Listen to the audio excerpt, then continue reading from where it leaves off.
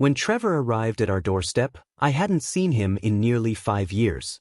He was thinner, his once pristine suit now replaced by a weathered leather jacket, but the confidence in his posture was still there, almost radiating arrogance. His breakup with Sonia was apparently messy, though he hadn't gone into detail when he called to say he needed a place to stay. I figured it was one of those typical romantic failures Trevor always seemed to bounce back from, nothing like the carefully contained chaos that defined my own life. I opened the door, and there he was, leaning casually against the doorframe, a cigarette dangling between his fingers. He gave me that lazy smile he'd always had, the one that could charm waitresses into free drinks and convince girlfriends to give him just one more chance. "Adam," he said, slapping me on the shoulder as though we were still boys, as though we hadn't grown up into entirely different lives. "Still playing it safe, I see. Same house, same routine, right?" His words stung more than I cared to admit. For years, I'd prided myself on my stable life, a wife, 2 kids, a respectable job managing an architectural firm. But seeing Trevor, his easy confidence unbroken despite his apparent failures, made me question everything. I showed him to the guest room upstairs, the one my wife Emily had hastily tidied after I'd told her Trevor was coming. Emily wasn't thrilled about his visit, she never was when it came to Trevor. She called him a bad influence, though she never said it outright in front of him. Still, she tolerated him, perhaps because she knew how much I admired him, even when I didn't want to. That night, over dinner, Trevor spun stories about his travels. Paris, Madrid, Rio, while my teenage son Lucas stared at him with wide-eyed fascination. Emily tried to steer the conversation back to the mundane, asking about his plans and whether he'd found a new job, but Trevor brushed her off with vague answers. "I'm just taking it one day at a time," he said, flashing his trademark grin. "Life's too short for schedules and 5-year plans, don't you think?" Emily didn't respond, but I could see her biting back a retort. The first ripple. The first sign that Trevor's presence would disrupt more than just the spare room came the following evening. Lucas came home late from soccer practice, his face alight with excitement. He'd been talking to Trevor, who had apparently gone out to watch his practice. "He told me I should focus on my footwork more," Lucas said, practically bouncing as he spoke. "Dad, did you know Uncle Trevor used to play semi-pro in France?" I hadn't known. In fact, I didn't think Trevor had ever stepped foot on a soccer field in his life. But I let it slide, chalking it up to Trevor's usual flair for exaggeration. What I didn't like was the way Lucas looked at him, as if Trevor were some sort of hero. That night, as Emily and I lay in bed, she turned to me, her voice low. "Trevor's good at making himself the center of attention, isn't he?" I shrugged. "He's just Trevor." She sighed, rolling onto her side. "Just make sure he doesn't start filling Lucas's head with nonsense." The photo. It wasn't until the weekend that things began to unravel. Trevor had asked to borrow my car, claiming he needed to meet an old friend in the city. I agreed, though I couldn't shake the feeling that he wasn't being entirely honest. When he returned late that night, I found a photograph tucked under the passenger seat.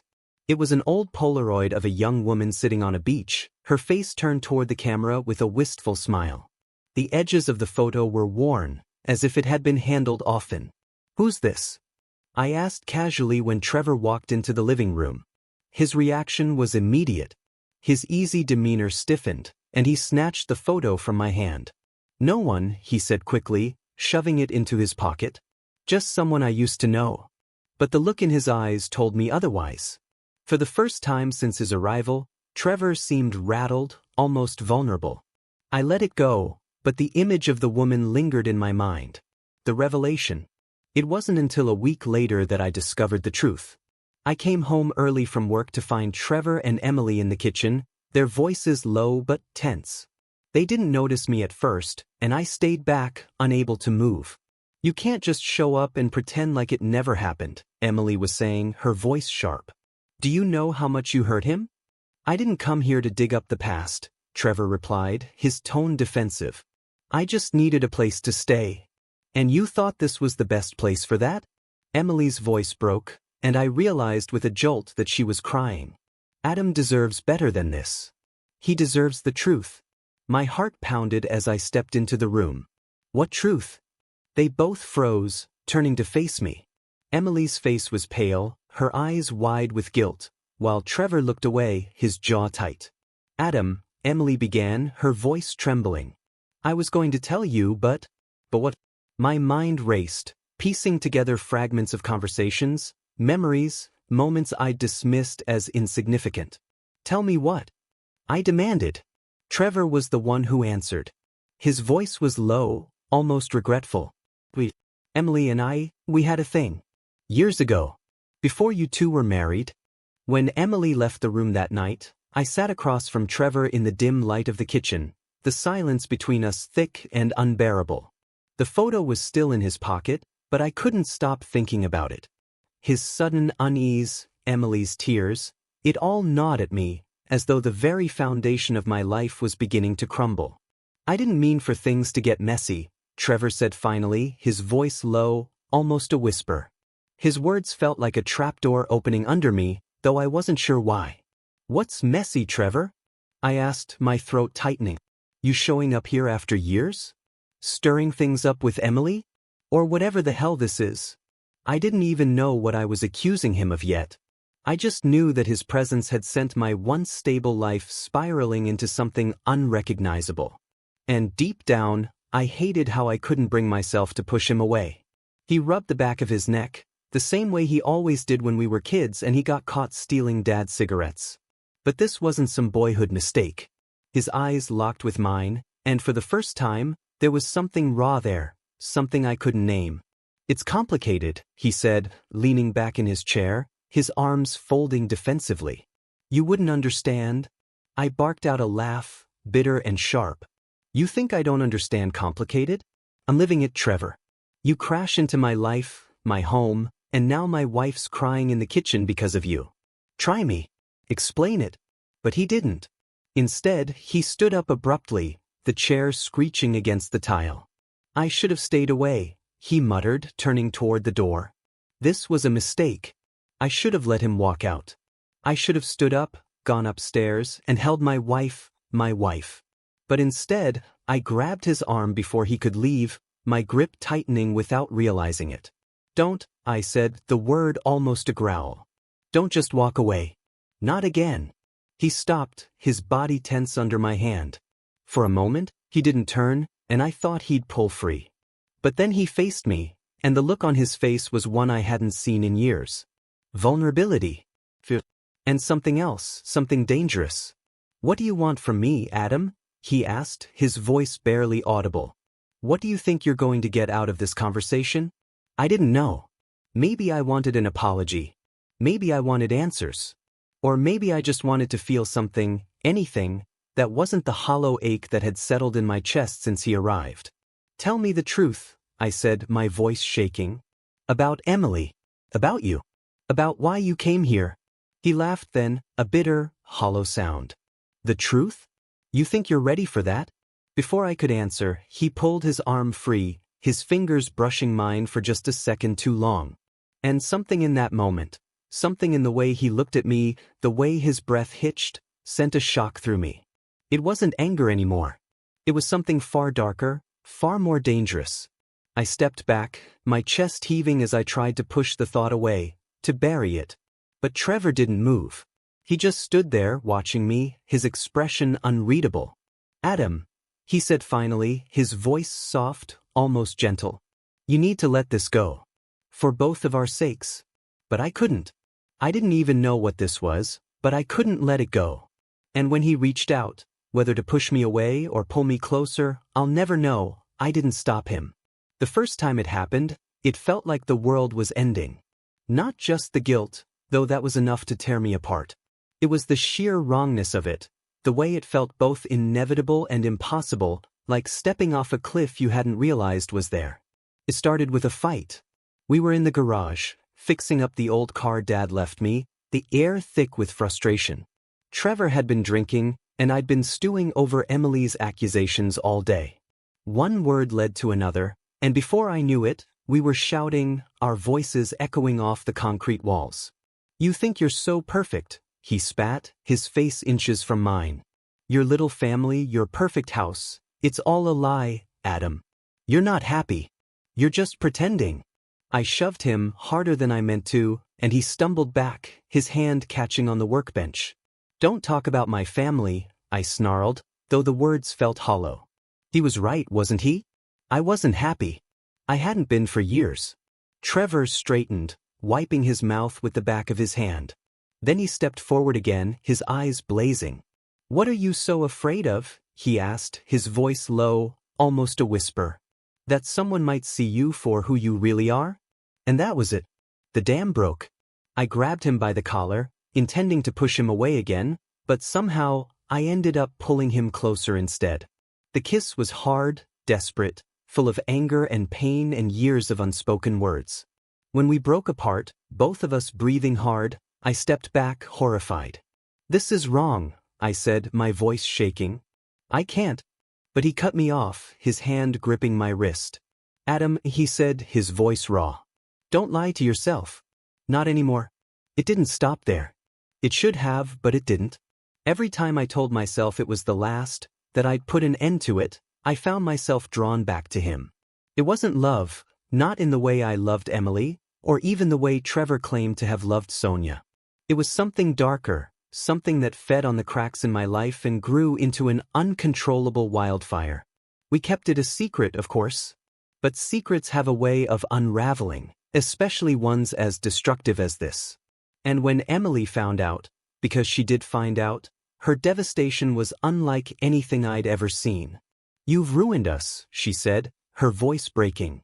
You've ruined everything. She was right. By the time it was all over, there was nothing left. No marriage, no family, no trust. Just the wreckage of a life I'd thought was stable, torn apart by a secret I never meant to keep. The moment Melanie caught us, I knew life as I had built it was over. I had barely processed the reality of what I was doing, and suddenly, there she was, standing in the doorway of the guest room, her face frozen in a mixture of shock, horror, and disgust. Trevor scrambled to grab his shirt, but the damage was done. Melanie, I began, but no words came out. What could I say? How do you explain something so unspeakable? She didn't scream. She didn't cry. She just stared at us, her chest heaving as if she couldn't catch her breath. Finally, her voice came, brittle and sharp. What the hell is this? She demanded, her words slicing through the air like a whip. What are you doing? What are you doing? I couldn't answer. I looked at Trevor, hoping he'd say something, but he just sat there, head bowed, like a child caught doing something unspeakably wrong. It was on me to explain, though I didn't even know how. Melanie, I said, my voice trembling. It's not what it looks like. Don't you dare, she hissed, her eyes blazing. Don't you dare tell me it's not what it looks like. The anger in her voice broke something in me. I was tired of lying. Tired of pretending. For years, I had carried the weight of who I really was, hiding it behind the mask of a perfect husband and father. And now, here it was, exposed in the worst possible way. I'm gay, I blurted out, the words tumbling out before I could stop them. Melanie, I'm gay. I've always been gay. She staggered back as if I had struck her. Her mouth opened, then closed, and for a moment, I thought she might faint. The silence that followed was unbearable, a suffocating void that pressed down on all three of us. Trevor wouldn't even look at her, his shame as palpable as mine. Melanie finally spoke, her voice shaking. You mean to tell me that our entire marriage, our life together, was a lie? No, I said quickly. It wasn't a lie. I do love you, Melanie. Always have. But not in the way you deserve. Her laugh was bitter and hollow. Not in the way I deserve? You think that makes this better? You've humiliated me, Adam. You've made me look like a fool. I didn't mean for this to happen, I said, my voice cracking. I tried to be the husband you needed. I tried to be a good father. But I couldn't. You couldn't what? She spat. You couldn't resist sleeping with my brother? Her words hit me like a sledgehammer. The shame I had been trying to suppress boiled to the surface, and I felt like I might shatter under the weight of it. The days that followed were a blur of silence and rage. Melanie barely spoke to me, and when she did, it was only to lash out. I didn't blame her. How could I? I had destroyed everything we'd built together. Then came the phone call that changed everything. It was Melanie's doctor. She had gone in for a routine checkup, and they had run some tests. When she hung up, she turned to me, her face pale and stricken. "I need you to get tested," she said flatly. "For HIV." The words didn't register at first. "What are you talking about?" I asked, confused. She hesitated, her eyes darting to the floor. "I had an affair," she admitted, her voice barely above a whisper. "It was stupid. It was years ago. But I think I might have been exposed." It felt like the ground had opened up beneath me. "You had an affair?" I asked, the words tasting bitter in my mouth. She looked at me with defiance and shame. "Don't act like you have the moral high ground, Adam. You've been sleeping with my brother." I had no response to that. She was right. We were both guilty, though in entirely different ways. The test results came back a week later. I remember sitting in the sterile clinic, the fluorescent lights buzzing overhead, as the doctor delivered the news. "You're positive," she said simply. "Both of you." Trevor was sitting next to me, his leg bouncing nervously. He looked at me, his eyes wide with fear, as if I might have the answers. But I didn't. I was as lost as he was. "How?" Trevor asked, his voice cracking. "How did this happen?" The doctor explained that the virus had likely been transmitted through Melanie. She had been infected during her affair and unknowingly passed it on to me. And then, through me, it had reached Trevor. I couldn't breathe. The weight of it was too much. Not only had I betrayed my wife and my family, but now I had brought this into their lives, a disease that would change everything forever. When I told Melanie, she collapsed onto the floor, sobbing uncontrollably. I tried to comfort her, but she pushed me away. "Don't touch me," she screamed. "Don't you dare touch me." "I'm sorry," I whispered, though the words felt meaningless. "I didn't know. I didn't." "You've ruined me," she cried. "You've ruined our family. How could you do this to us?" I wanted to tell her that I hadn't meant for any of this to happen, that I had been trying to find myself in a life that felt like a prison. But none of that mattered now. All that mattered was the wreckage we had created. The weeks that followed were hell. Melanie moved into the guest room, and the house was suffocating with tension and silence. Trevor left without a word, disappearing as suddenly as he had arrived. I didn't blame him. Staying would have only made things worse. Lucas and Ava, our kids, knew something was wrong but didn't understand the full extent. How could they? How could I explain to them that their father had destroyed their family in ways they couldn't yet comprehend? I thought about leaving, about giving Melanie the space she so desperately needed. But every time I packed a bag, I stopped myself. This was my mess, and I had to stay and face it, no matter how painful it was. One night, Melanie finally spoke to me. Her voice was quiet, devoid of the anger that had defined our interactions since that night. "I loved you," she said, her eyes fixed on the floor. "I trusted you. And now, I don't even know who you are." I didn't respond. What could I say? She was right. I had betrayed her in every way possible. And now, we were left with nothing but the ruins of our lives. I first noticed it a few weeks after the diagnosis. At the time, I thought it was just the stress catching up to me. My energy was gone. I felt heavy, sluggish, like every movement took twice as much effort as it should. My appetite started fading too, though I chalked it up to the guilt. I'd destroyed my family. What right did I have to feel normal, to eat or sleep like nothing had happened? Melanie still barely spoke to me. When she did, her words dripped with venom. The kids knew something was wrong. Lucas avoided me, barely making eye contact, while Eva clung to Melanie like a lifeline.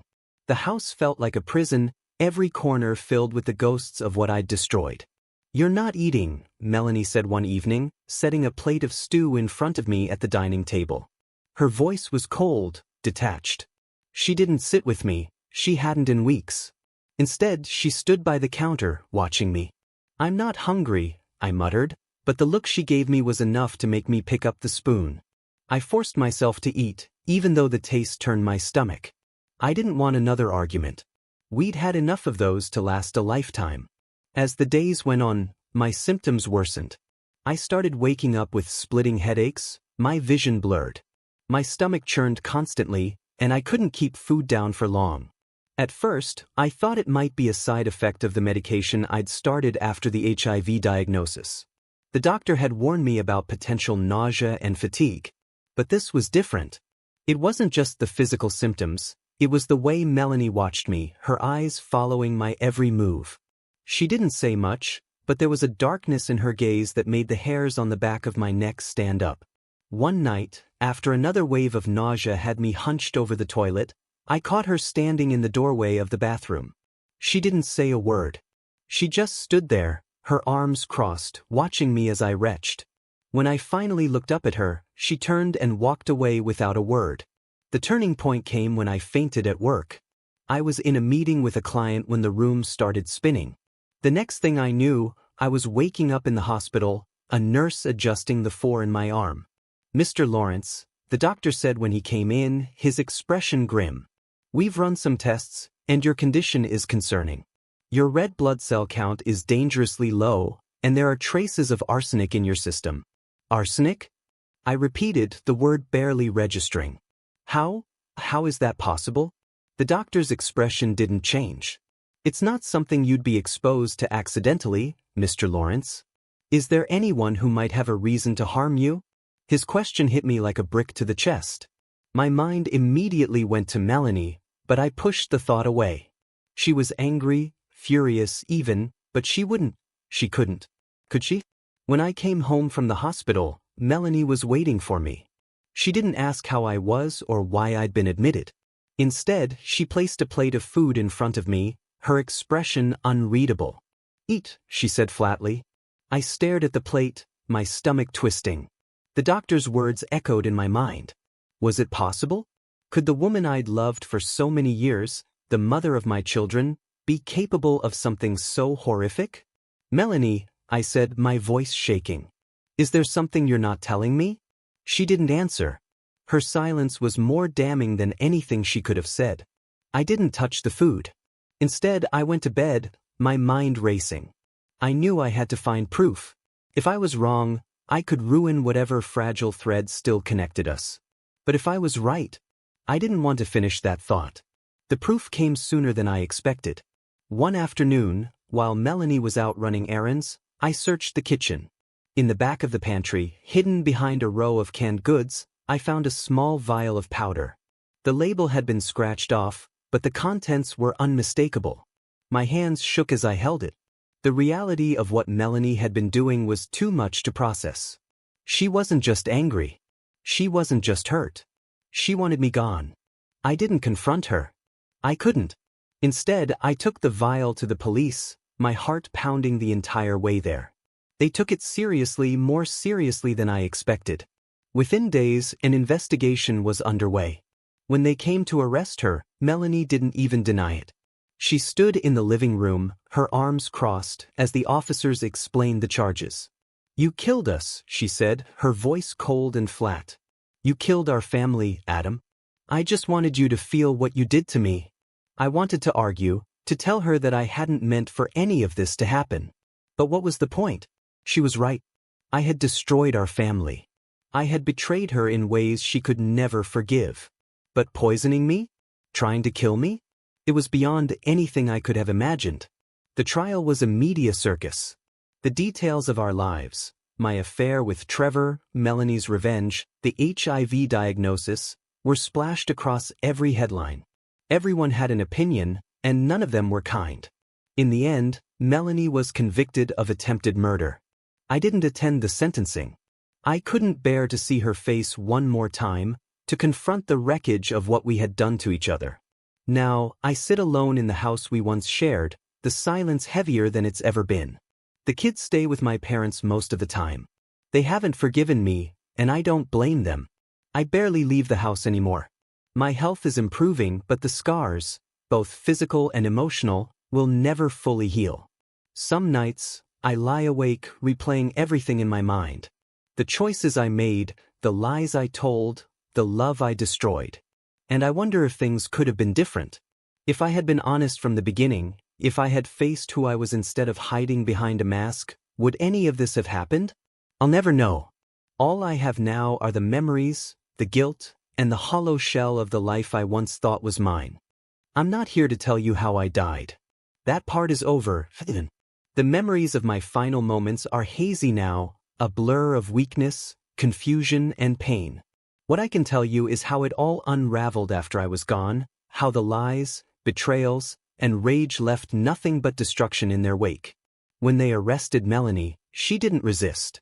She went quietly, her hands cuffed behind her back, her face pale but composed. I imagine she must have known this moment was inevitable. After all, the truth had been sitting in the open, waiting to be uncovered. The vial of arsenic in our pantry, my deteriorating health, the forensic evidence, it was all there, pointing directly to her. I was already gone by then. My body lay in a cold morgue, awaiting an autopsy that would confirm what the investigators suspected. I hadn't died from natural causes or complications of illness. I had been poisoned. The trial was a spectacle, a public airing of every sordid detail of our broken lives. The media latched onto the story like vultures, feeding on the drama of a suburban family's implosion. Melanie, the grieving widow turned accused killer. Trevor, the forbidden lover. And me, the man who had set it all in motion. Melanie didn't deny what she had done. On the first day of the trial, she stood in court, her hands trembling slightly as she confessed. I killed him, she said, her voice steady despite the tears streaming down her face. I poisoned Adam. And I did it because he destroyed me. He lied to me, betrayed me, humiliated me, over and over again. I couldn't take it anymore. Her words hung in the air, heavy and raw. The courtroom was silent, everyone too stunned to react. I can only imagine what Trevor must have felt in that moment, sitting in the gallery, listening to Melanie lay bare the years of anger and pain that had consumed her. But the prosecutor wasn't moved by her confession. To them, this wasn't a crime of passion, a momentary lapse of judgment. It was premeditated murder, cold and calculated. They presented evidence showing how Melanie had purchased the arsenic months before my death, how she had researched its effects, how she had slowly, deliberately administered it to me over weeks. Her defense attorney tried to argue that she had acted out of emotional distress, that the betrayal of discovering her husband's affair with her brother had pushed her to the edge. But the prosecution's case was airtight. They painted Melanie as a woman scorned, driven not by desperation but by vengeance. The verdict was delivered on a rainy afternoon. Melanie sat at the defense table, her face pale and drawn, as the jury foreman stood to read the decision.